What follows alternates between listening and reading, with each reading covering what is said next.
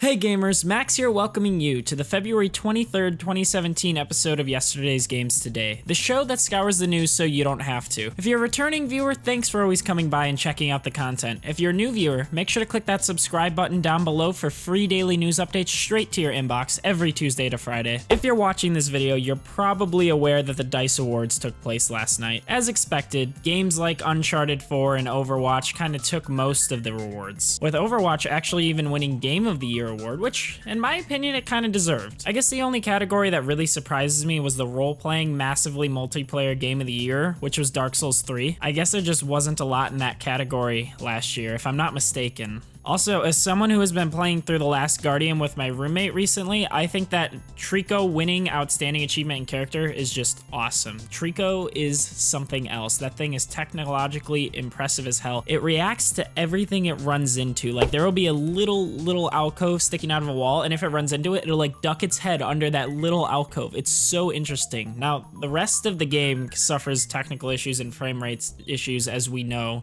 but Trico is a true achievement. It would be awesome to see that sort of technology in a game where everything else is fleshed out as well. Resident Evil 7 is getting more free DLC, and this next pack is starring hero Chris Redfield. Now, I'm not super familiar with the Resident Evil series, so I don't remember which games he existed in previously, but I just know that he's a pretty big character in some of the previous games. Like, I believe Resident Evil 5 and 6 he had a place in, and possibly even 4, if I'm not mistaken. Still, this is a cool little throwback for series fans and people who have been supporting the games for so long. Now, this is news I am extremely happy with. Insomniac says Sunset Overdrive may have a future even if Microsoft isn't involved. Now, the first Sunset Overdrive to me was a huge breath of fresh air. I love Halo, I love Gears, Forza's fun, but Sunset Overdrive was just a totally unique experience. I've never really played anything like it. Think like the ridiculous aspects of Ratchet and Clank, the kind of weapons and level design and enemy types, and then throw it into almost a Dying Light style parkour, just exploring the world, all of this kinds of movement. You can move all throughout the world, and just it has a crazy unique move set. You can grind anywhere on shoes. You have like a hook, you can fly through the air.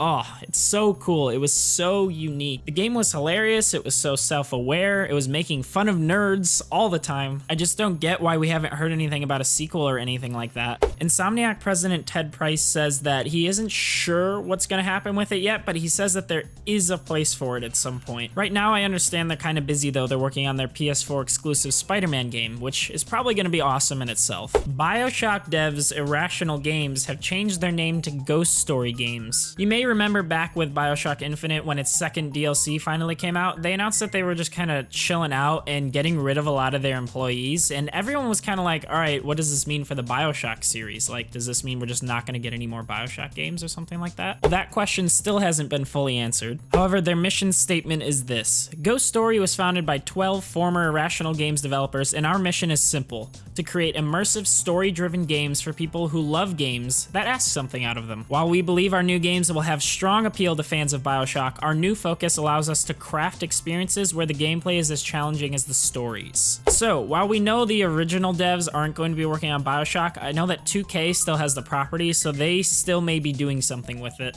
Creative director Ken Levine, art director Sean Robertson, executive producer Don Roy, and a few others from the old team are still on this new team, so that's good to hear. I'm interested to see what they come up with. Call of Duty Infinite Warfare's multiplayer is free on Steam this weekend. From time of you watching this all the way till Sunday, February 26th at 1 p.m. Pacific Standard Time, PC players will have free access to all of Call of Duty's multiplayer suite. During this time, and all the way actually until March 2nd, the game is going to be 50% off at $30. And the Digital Deluxe Edition, which has the Season Pass and Modern Warfare Remastered, is discounted by 25% at $74.99. Now, of course, we all have our thoughts on Call of Duty, but I heard that this one was actually pretty good compared to the previous installments. I'm still probably not going to play it, but for those who are on the fence, you may want to check this out. Yesterday at the DICE Awards, 343i's general manager Bonnie Ross came out and said that all future Halo titles will have split screen moving forward. Now, this is awesome news to hear, of course, because Halo 5 did not have split screen, and they received quite a lot of backlash from that. However, I don't know if I'm tripping, but I seem to remember a few months ago, maybe even like 6 or 7 months ago,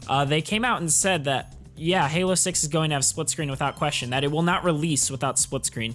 So, It's cool to hear this confirmed again. I haven't seen anyone else bring that up, so I'm not sure if I'm just making that up, but I'm pretty sure I've read that somewhere because I've been telling people that for months. Anyways, it'll be great for Halo 6 to have that old feature back. Speaking of Xbox, Assassin's Creed Rogue, Borderlands 2, and the King of Fighters 2002 Unlimited match are now available on backwards compatibility. This is awesome news since Borderlands 2 is about to become our next games with gold. This list just keeps on growing bigger and bigger. I need them to add the DMC collection now.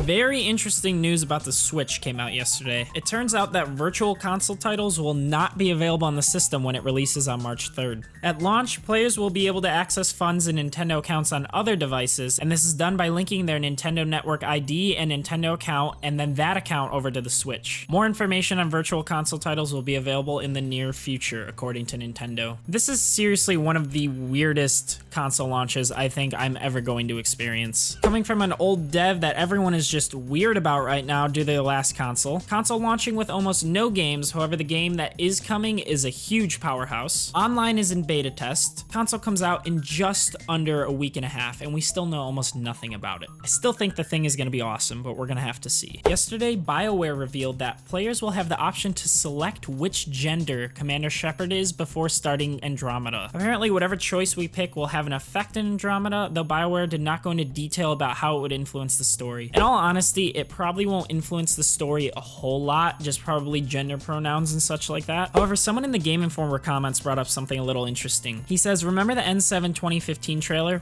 with the speech by Shepard as the Andromeda Initiative embarks? I'm willing to bet that's probably the first thing you hear in the game, similar to Anderson and Hackett talking about Shepard in the first game. Beyond that, I doubt we'll get any insight into what's going on in the Milky Way post-Reaper invasion. I could agree with that. I could see Shepard being like this whole, hey, you're all going off into space, and like kind of hyping up the player and everything like that. And BioWare is giving us the option to pick the Shepard that we're used to, which is pretty cool. Again, Shepard is the biggest name in the galaxy though. It makes sense that she is going to be mentioned even though we're in another galaxy, even if only a few times. Well folks, that's about it for yesterday's news. Make sure to like the video if this recap helped you. Leave your thoughts in the comments below. What do you think about the stories I reported on? What do you think about my opinions on the stories? Also, be sure to click that subscribe button down below for free daily news updates straight to your inbox every Tuesday to Friday. I will see you guys next week. This is Max signing off.